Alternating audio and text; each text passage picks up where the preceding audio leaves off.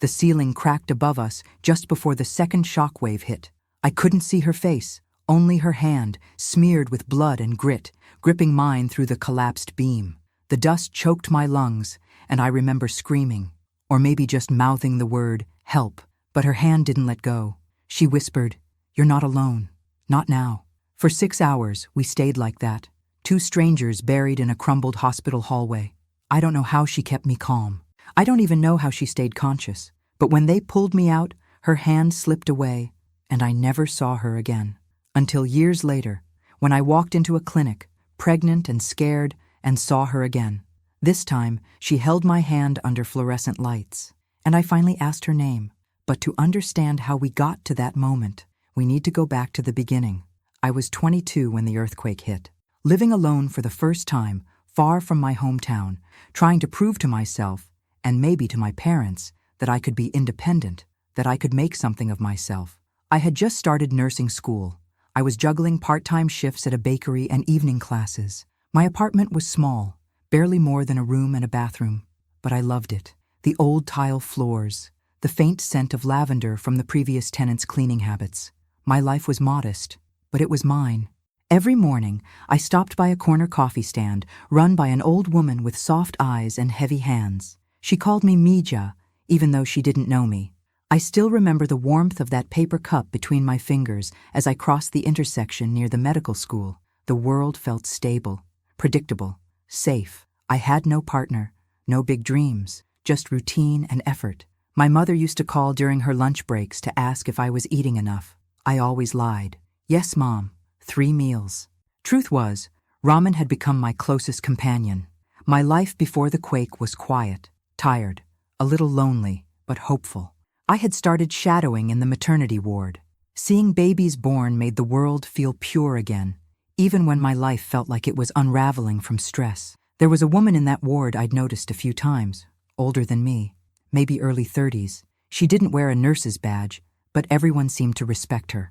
She didn't talk much, just moved like someone who had already lived a dozen lives. I remember once watching her help a new mother breathe through her panic attack. She didn't say much, just rested a hand on the woman's shoulder and whispered something I couldn't hear. The woman calmed down almost instantly. I never asked her name. I wish I had. The day before the earthquake, I saw her again. She was carrying a box of supplies through the hallway. She caught me staring, and for a second, our eyes locked. She gave me the softest smile. It wasn't warm or cold, just seen. A glance that told me she knew more about pain and patience than any textbook ever could. That night, I stayed late on campus, reviewing blood pressure charts. My phone buzzed, a missed call from my mom. I didn't call back. I told myself I'd talk to her the next morning. I never got that chance. At 5:17 a.m., the ground woke me. At first, it was like a deep rumble. Then came the violent shake. My bookshelf crashed, glass shattered in the kitchen. I remember stumbling barefoot over tiles, heart pounding. The walls heaved. I crouched under the table like they taught us in school.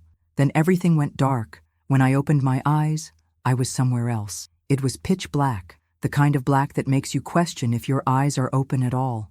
The air was heavy with dust, thick and dry, tasting of crushed cement and something metallic. My ears rang, a piercing, endless tone, and my legs wouldn't move. Then I felt it, pain, searing through my left thigh and lower back. Real, undeniable pain. I was alive. I tried to speak, but my throat was dry. "Help!" I rasped. Nothing. Just distant groans from twisted metal and the far-off sound of water dripping through broken pipes. The floor beneath me tilted slightly, unstable, like I was lying on cracked glass. Somewhere above, a siren began to wail. I reached for my phone. It wasn't there. My fingers traced rubble, a shoe that wasn't mine, and something soft, a torn blanket maybe, soaked with something cold. Then, from somewhere nearby, a whisper. "Are you okay?" A woman's voice, quiet, steady. I froze. "Who?" "I'm trapped, right beside you." There was a beam between us. I couldn't see her, but I could hear her breathing, shallow, slow. I could hear the debris shift every time she exhaled. "My name's Elena," I said without thinking. I think my leg's broken." Silence for a moment. Then, "Don't move. We need to stay calm."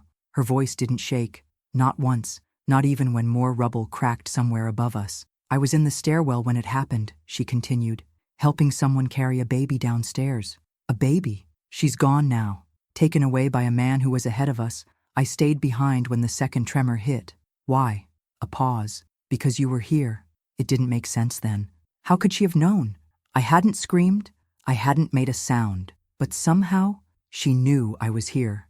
Maybe instinct, maybe fate, maybe something more. She asked me to tell her where I hurt. I described it all. The burning in my side, the pressure in my head, the cold seeping through my jeans. She told me to close my eyes and breathe through it, to keep my mind somewhere else. So I talked about my mother, my hometown, my dog, Bruno, who used to steal socks and hide them in the fridge. Anything to hold on to the seconds that dragged like hours. At one point, I asked her name. She didn't answer. Instead, she reached through a crack in the debris. Her hand found mine. Warm, calloused, real. Hold on, she whispered. Another tremor hit. Smaller, but it sent dust cascading over us like snow. We both coughed violently. I thought that was it, that the final collapse had come. But the ceiling held.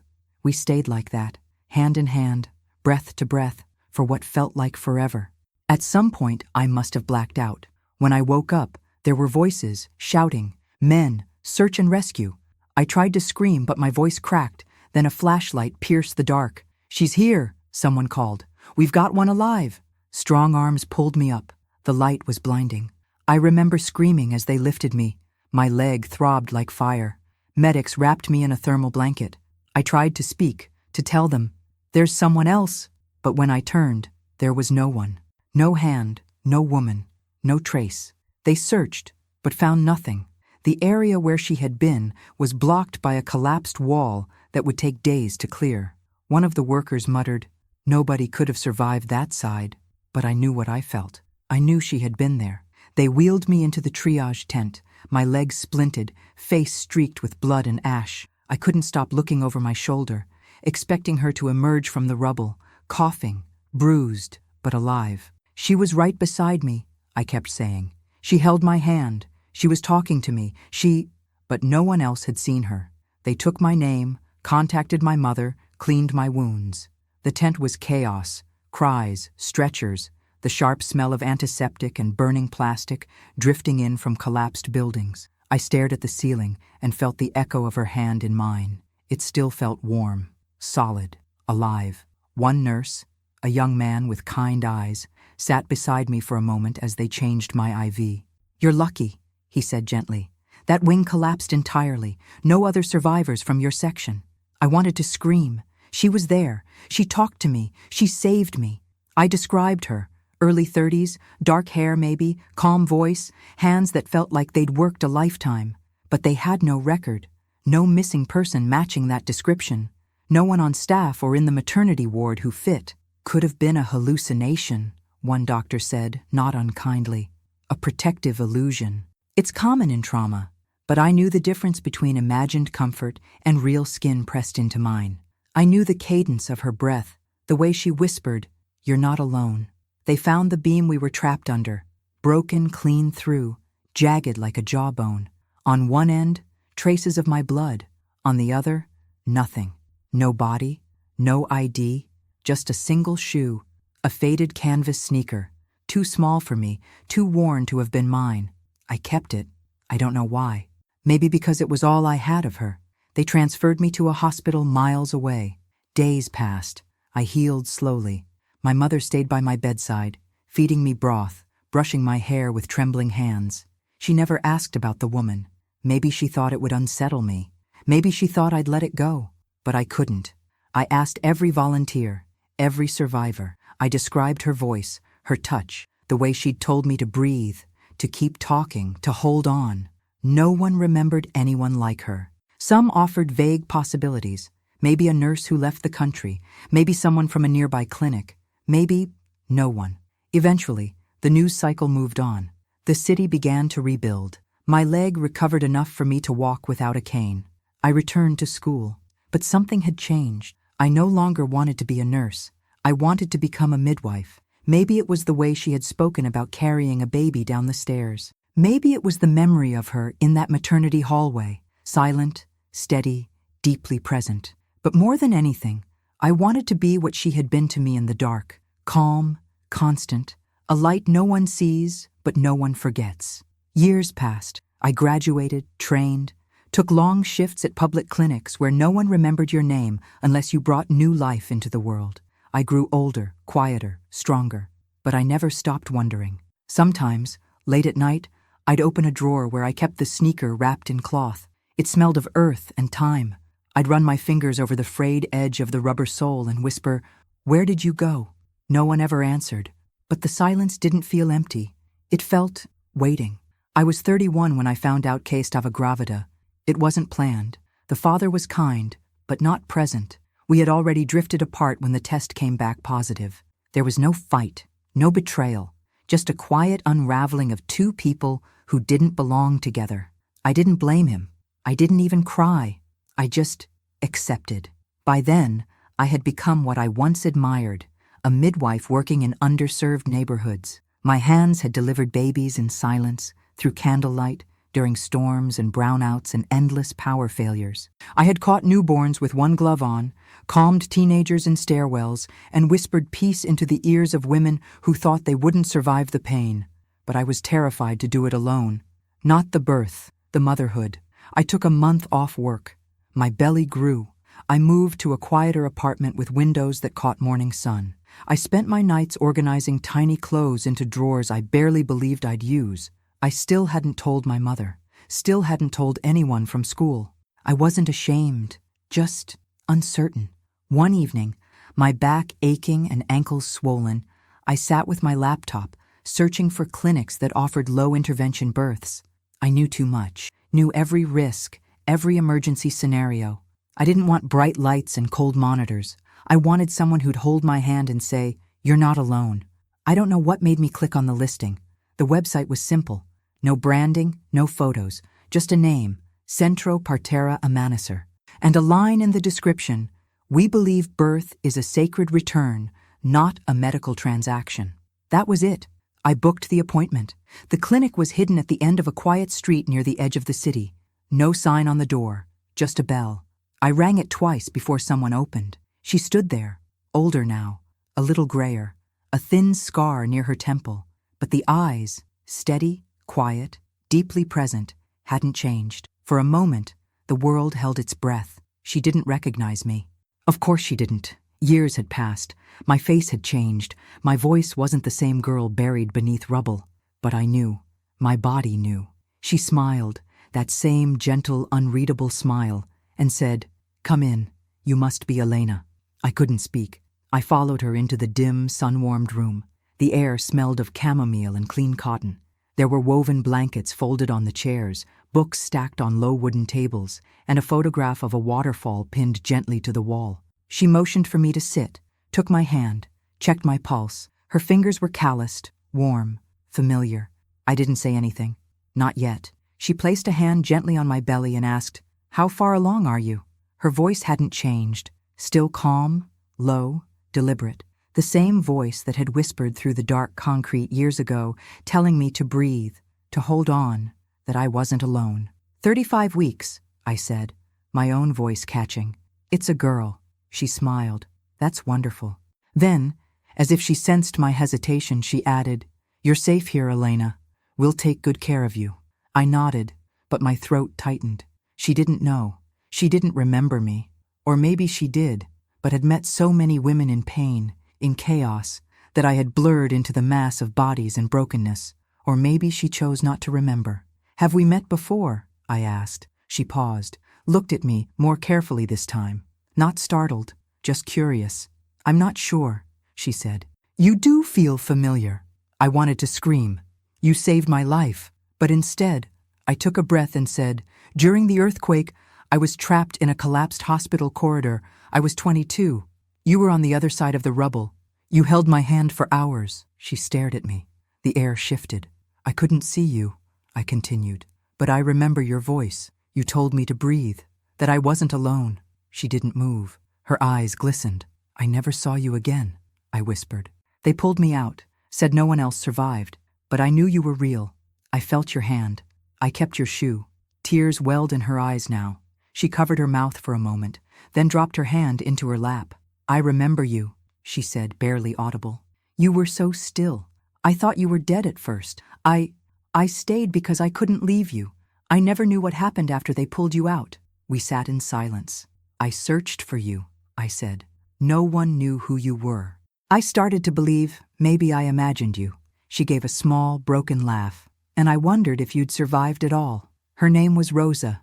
She hadn't told me back then. She hadn't told anyone.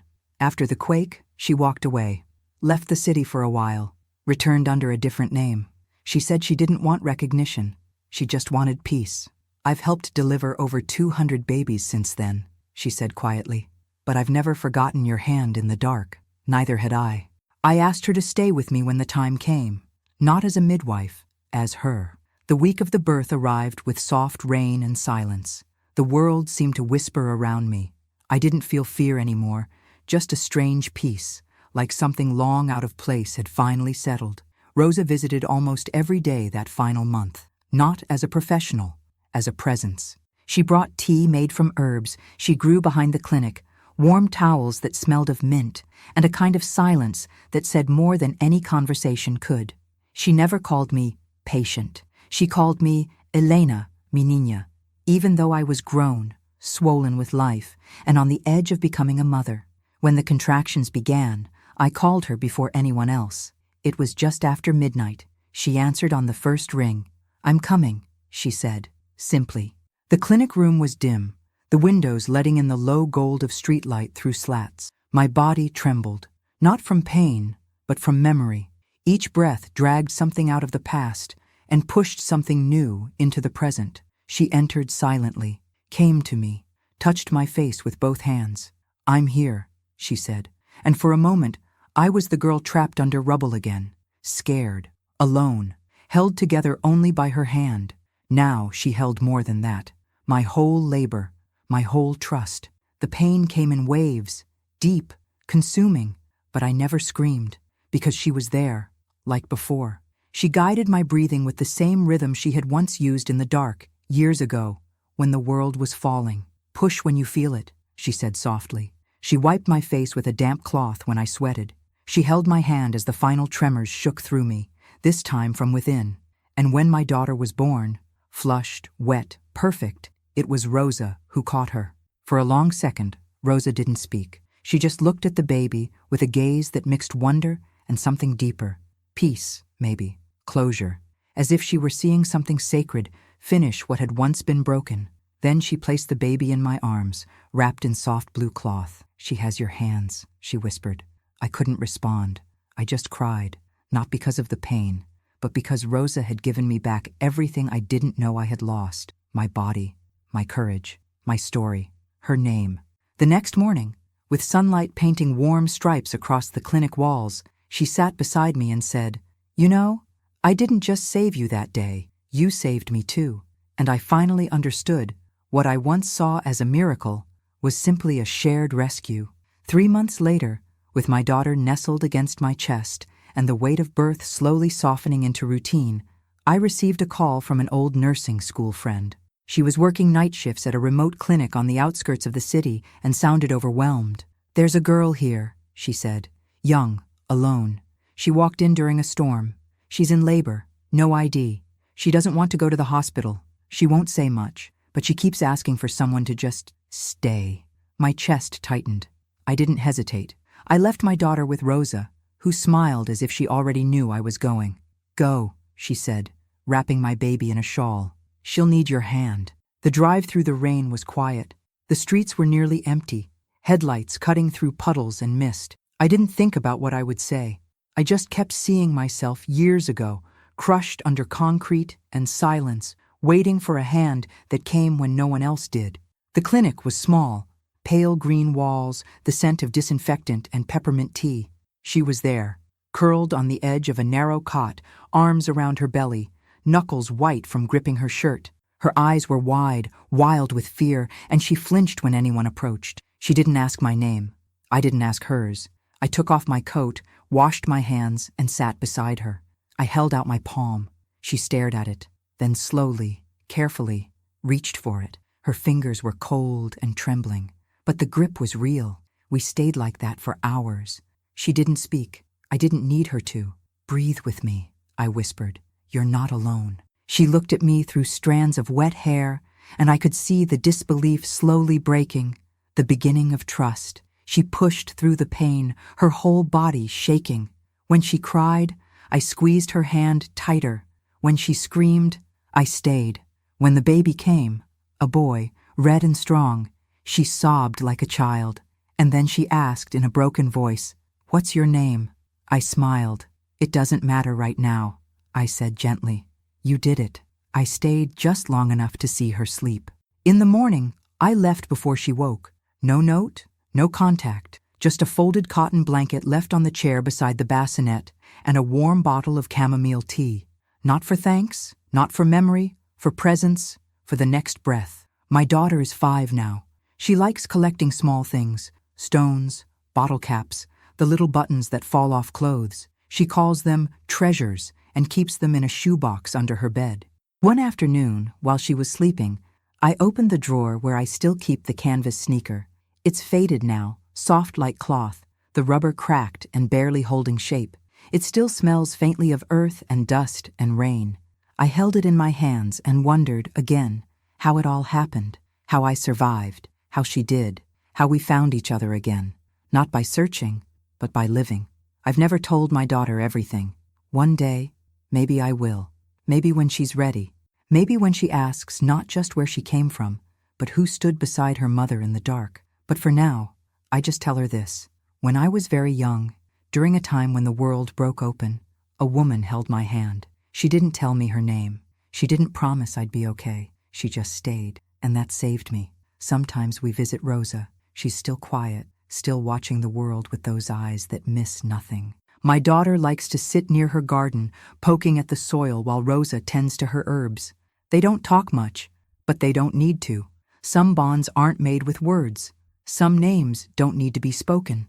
Last week, I brought my daughter a new pair of shoes. Bright, clean, perfect for the school year. She opened the box, eyes wide with joy, and then she looked at the old shoe still sitting on my nightstand. "Whose is that one?" she asked. I smiled. "It belonged to someone who didn't want to be known," I said, "but who changed everything." She didn't ask more. She just nodded and whispered, "Okay," as if that made perfect sense. She slipped her new shoes on and ran toward the door, her laughter echoing through the hallway.